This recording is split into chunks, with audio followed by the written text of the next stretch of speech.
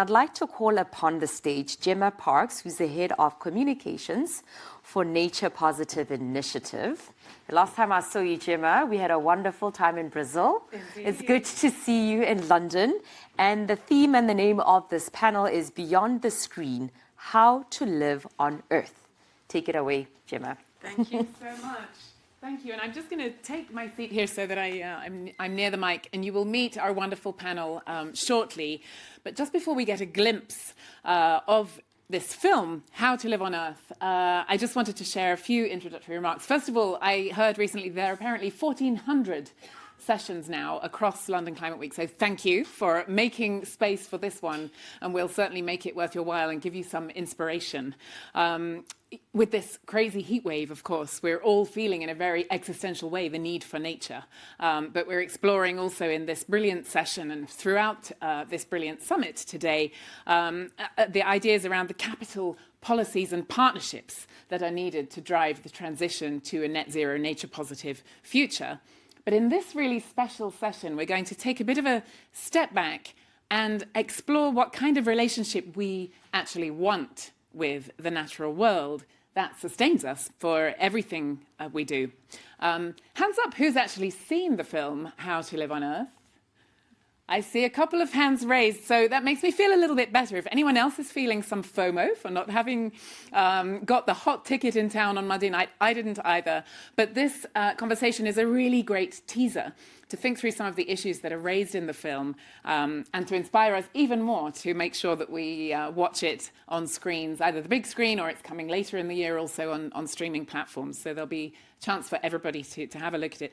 And this amazing film explores the people, communities, scientists, investors, and innovators who are working with nature to address some of the biggest challenges that we're facing today. So before we have a bit of a conversation to delve into those topics that are going to inspire us by this film, let's have a look at a short clip right now. Thank you.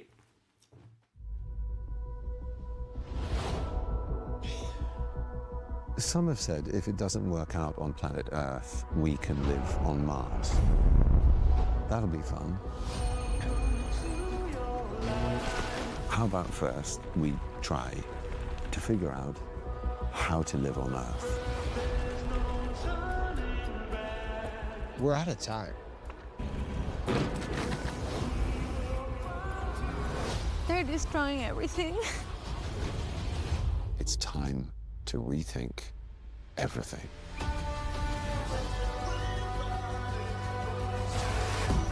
Can we really change the whole planet in a positive way? Nature's ready to help us turn things around. This gives me hope that we can protect nature for the future. This is kind of a blueprint for a future that I want to live in.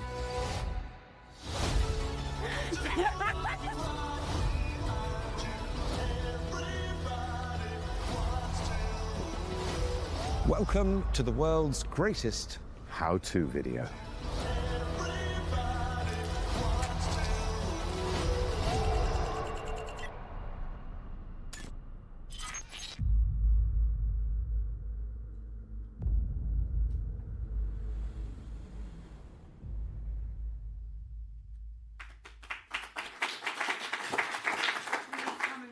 Join me, and if you would like some water, take a glass from over here. I'm not sure these are. Oh, great. Yeah, I think there's some already. Thank you. Do you want to sit here, Ralph? So, wow, I have goosebumps. I think the combination of Benedict Cumberbatch's amazing testimony, the beautiful images, the music, everything is really moving, and I can't wait for you to meet the panel. I'm going to introduce, first of all, here on my left, we have Ralph Chami, CEO and co-founder of Blue Green Venture. Ralph's a financial economist with 30-plus years experience, including 25 at the International Monetary Fund. And Ralph's dedicated his life to integrating natural capital into economic systems and developing markets that are equitable and environmentally sustainable. In the middle, Fredi Devas, you are the director of this film, the producer of this film, award-winning filmmaker at Open Planet Studios, and you specialize in documentaries that explore the relationship between people and nature. And you have focused your life's work on combining storytelling with science and environmental insight. And I should also say that the Nature Positive Initiative, I'm Gemma Parks, for the head of communications at the Nature Positive Initiative, and we have recently released our own film, Becoming Nature Positive, which was also produced by Open Planet Studios. So I have skin in the game in terms of exploring how to get the best possible impact from storytelling through film.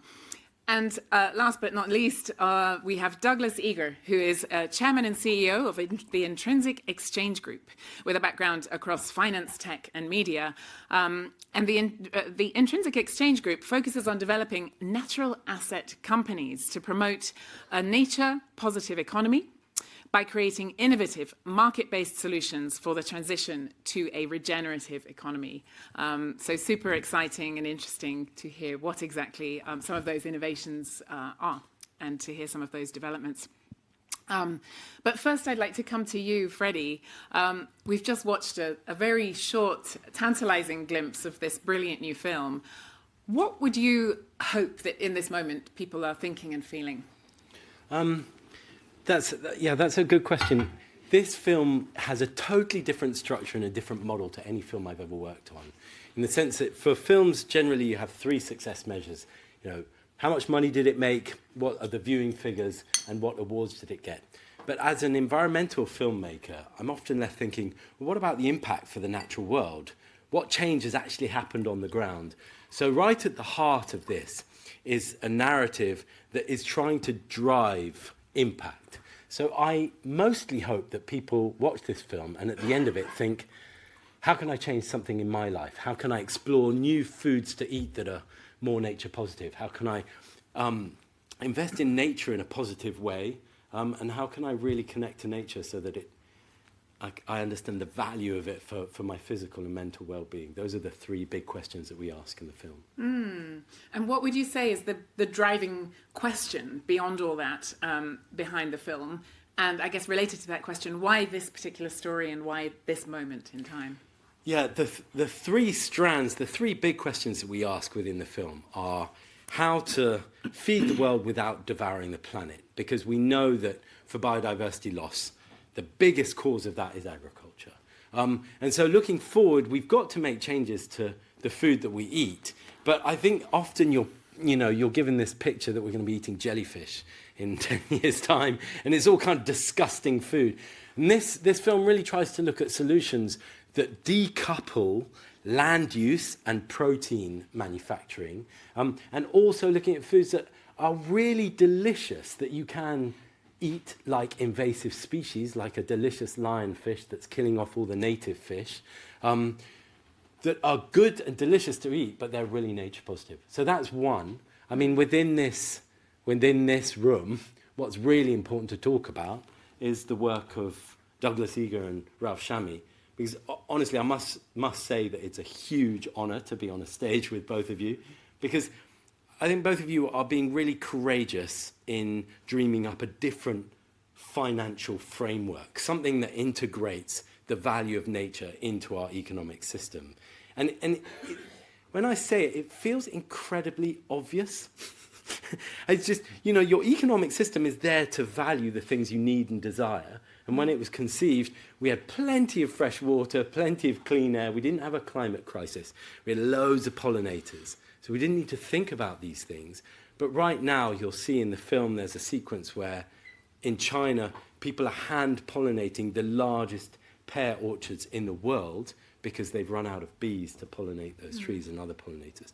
So when you're realizing these are finite resources and these ecosystem services need to be measured and valued within our economic framework, that for me is the most exciting pathway towards a brighter future on this planet. And it's these 2 people that are really, amongst others, forging the path to seeing that vision happen. Driving and inspiring those innovations, absolutely. And before we delve into those, I would just like to ask you both, Ralph and Douglas. Ralph, I'll ask you first. What were some of your first impressions when you saw the final film yourself?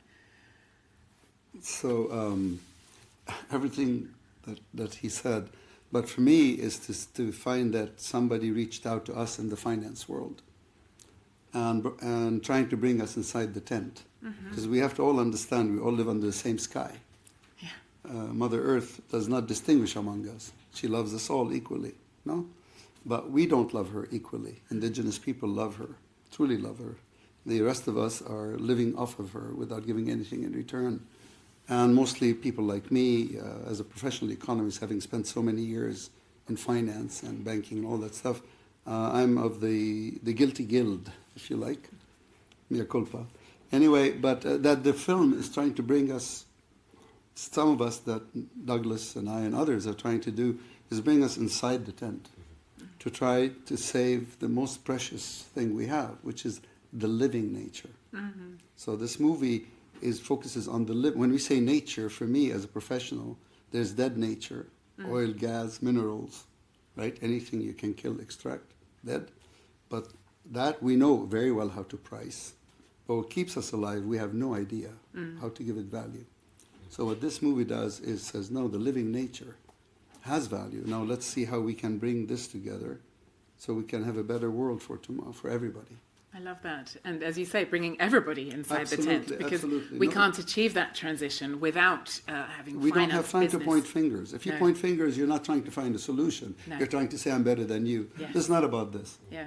This is about, no one should tell anybody else, I love Earth more than you.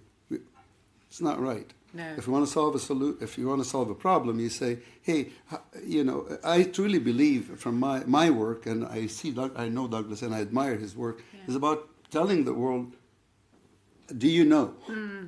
Then you have to make a decision yourself. Yes. Now that you've seen the light, do you still want to dwell in darkness? That's basically it. Absolutely. People have to make their own decisions. Our job is to say, hey, Yeah. look, are you aware of this? Yes. But we're focusing on the finance world. Our guild that is highly resourced, trillions of dollars sitting on the side, and very politically powerful. Can we somehow make the argument so that they will come inside the tent and help us solve this problem together? Absolutely. And that's what I think this movie pushes in that direction. Yes, and it's about finding solutions together. Absolutely. Yeah. Douglas, what's some first impressions from you? Yeah, I think, just echoing what Ralph and Fredi have said, I think the film is very important because it connects that this is the most fundamental of assets, that we cannot live without functioning Earth and nature. It's underneath our economy. It allows us to live on the planet and, think about what we're doing in many ways, because we don't have those ecosystem services as freely delivered as they were and as abundant. It's warmer here than it should be. And what's our solution? Well, it's to make a mini spaceship in air-conditioned space. We didn't have to do that a while ago.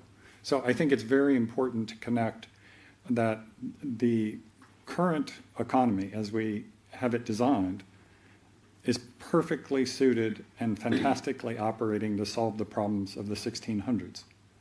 So it said, how do we take raw materials and turn them into finished goods?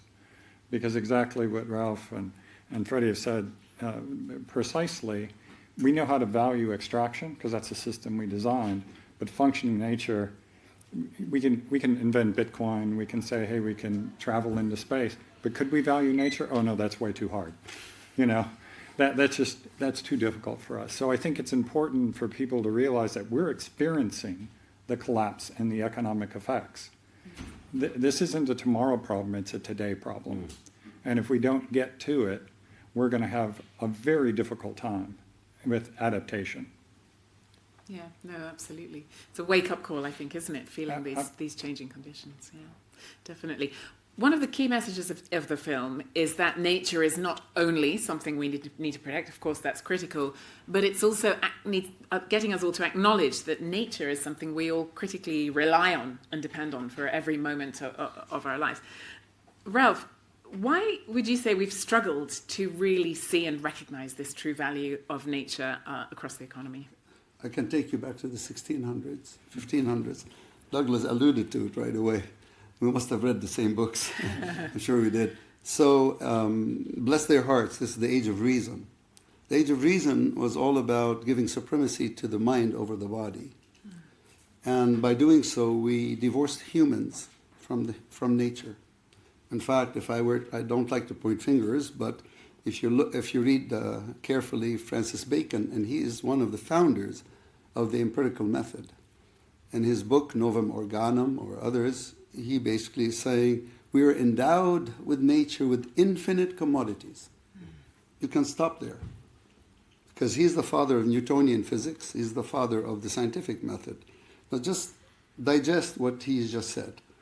I used to teach in one of my iterations, I was a professor, and I would ask my freshman students, if something is infinitely supplied, what is its price? Zero. In any currency, it's zero. So when Francis Bacon is telling you, this is exactly from the book, in different books he repeats the same idea. He says we need to torture the secrets of nature out of her. By the way, he refers to nature as her. After all, he is the one who presided on the King James trials of the witch trials. Anyway, but what he did, he said we are endowed with nature with infinite commodities, which means why are you worried about nature? You can cut, you can extract with impunity. So if nature is infinite, we can do anything and not worry about it.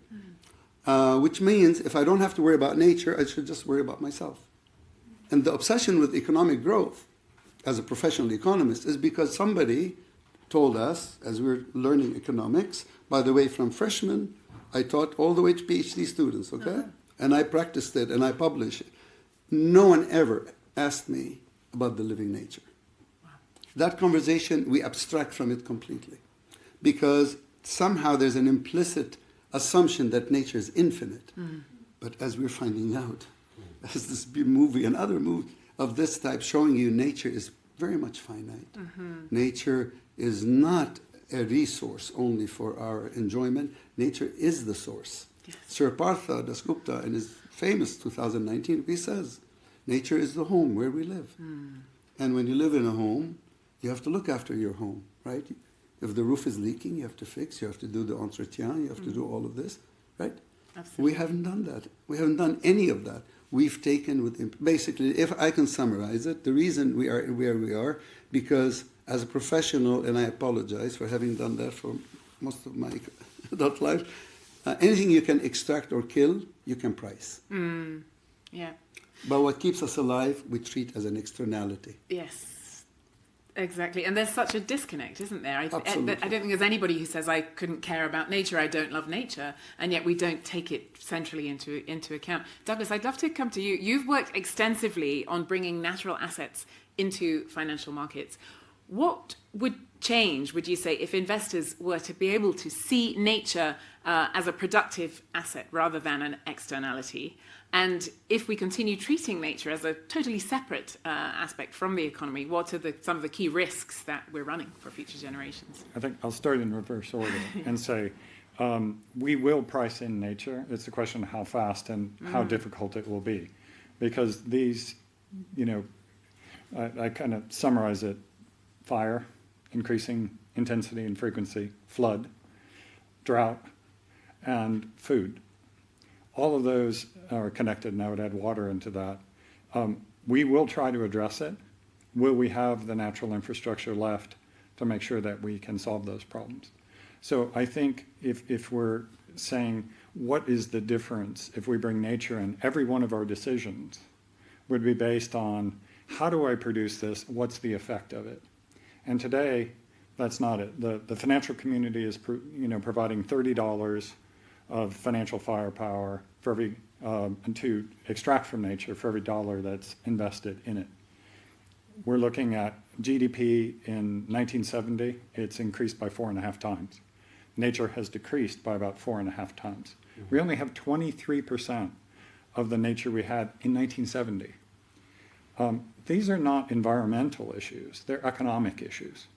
And that's, I think, the most fundamental thing that we can do is we have to price the underlying asset that is the most precious, that underlies our economy and our ability to live on the planet.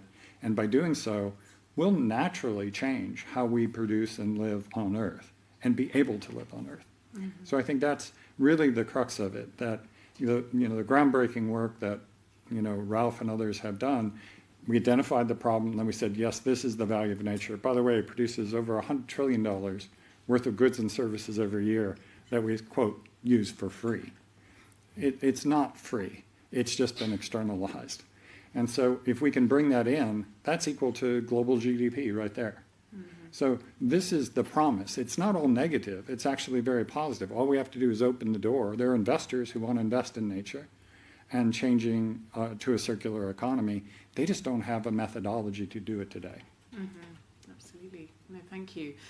Fredi, just a quick next one to you is that through the film we see great examples of people working with nature rather than against it. Could you share just one story that you find most inspiring?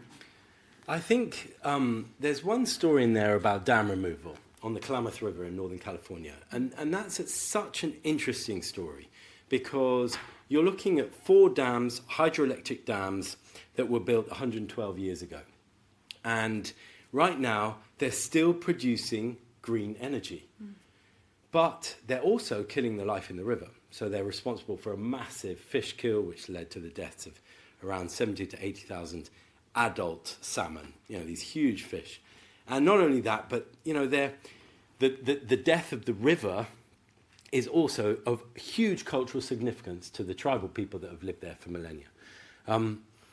So the question that's posed in the film is, what's the value of an alive river for all future generations to come? And I think that's, again, back to one of the fundamentals is what is the time frame that we're looking at? Once you pose that question, you go, oh yeah, you can get renewable energy from other sources in California now far more easily than you can get it from dams. And if you kill off all the life in the river, that's a huge financial loss for all future generations, as well as the cultural loss and so many other losses. And so the cost of breaking down these 4 dams and restoring the river was $500 million. Mm. And it was a huge fight that happened over 3 decades, but eventually they won. And what's so inspiring about that is that I was there at the site of where the first dam had been removed, and it's all really, really muddy because they've churned it all up in the destructive process. So they've got these acoustic walls to pick up any salmon that's swimming through.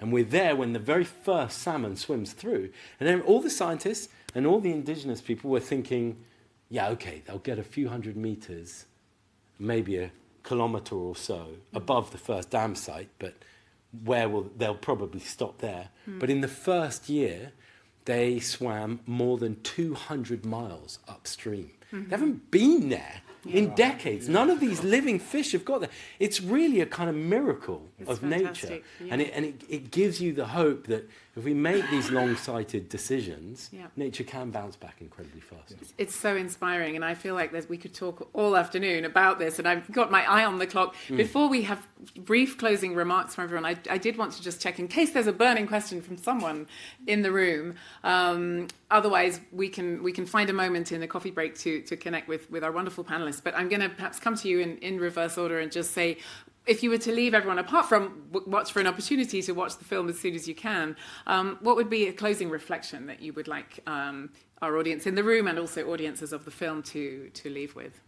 Yeah, I would say that understanding that nature is fundamental to our economy, and that we have the tools, we have the creativity.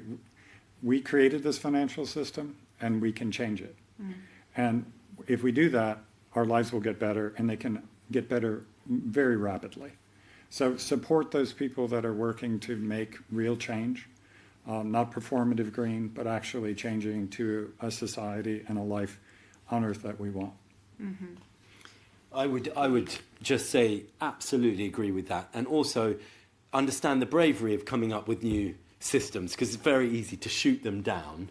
And you need courage to be able to go, no, I can see a different way. But I think for me, really fundamental to all of it is our perception of nature. Do we see ourselves as part of nature? Or actually do we see ourselves as slightly separate and maybe a little bit above nature? And I think if we really understand the interdependence between our mental health, physical health and planetary health and a thriving nature, I think that's when we can get to the real place of being part of nature. Absolutely, Ralph. You said it all. Perhaps all of this, and we still have time to come back to nature, because we are from nature, and to nature we return. We are the tribe that got lost, and we need to find our way back. But the way we come back is not the way we left. When we left, we were ignorant and arrogant. We need to come back more humble and much wiser. But we need to come back, and you will find that nature has been waiting for us. Yes. Indigenous people have been waiting for us. The animals have been waiting for us. But we need to come home very quickly while we still have time. You know, I would just add really quick. Please do. People often say we need, to save nature or save the planet. It's actually, the planet and nature will come back regardless. We need to save ourselves because we're the most endangered. Yeah, I couldn't agree more. And I was already excited to see the film. Now I'm even more inspired. And I think if I've picked up and understood correctly, I think this film, How to Live on Earth, really does show that a different way is possible of really centralizing the health of the planet and having a regenerative, prosperous future that it is also sustainable for people and planet. Please do check it out. Also look out for Becoming Nature Positive, our film. There's more information on our website as well. Thank you so much, Ralph, Fredi and Douglas. Oh, yeah, sorry, we have I will ask our hosts, but yeah, please do quickly, feel free. I was very fortunate enough to see the movie, which I thought was phenomenal.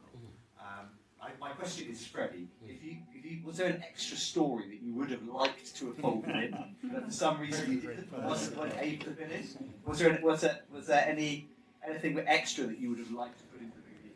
There are 3 stories that didn't make it in, and the one story I'm going to talk about now is Somali pirates. So it was the most dangerous shoot I've ever set up in my life. I didn't go there.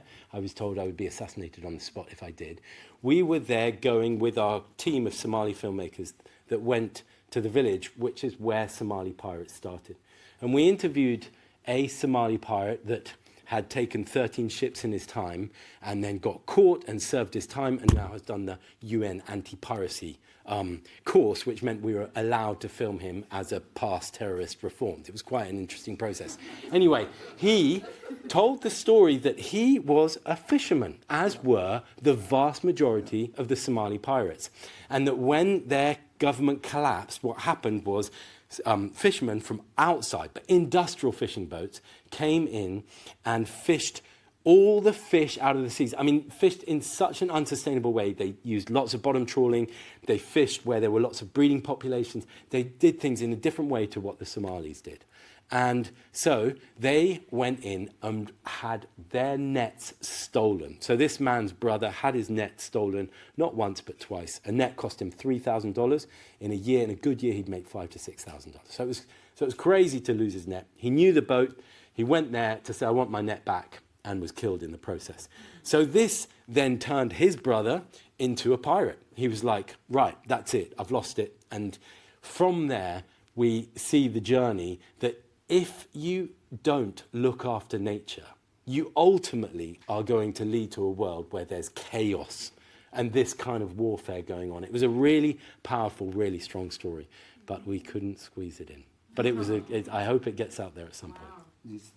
New films will be made with all that material. Thank you so much again. Well,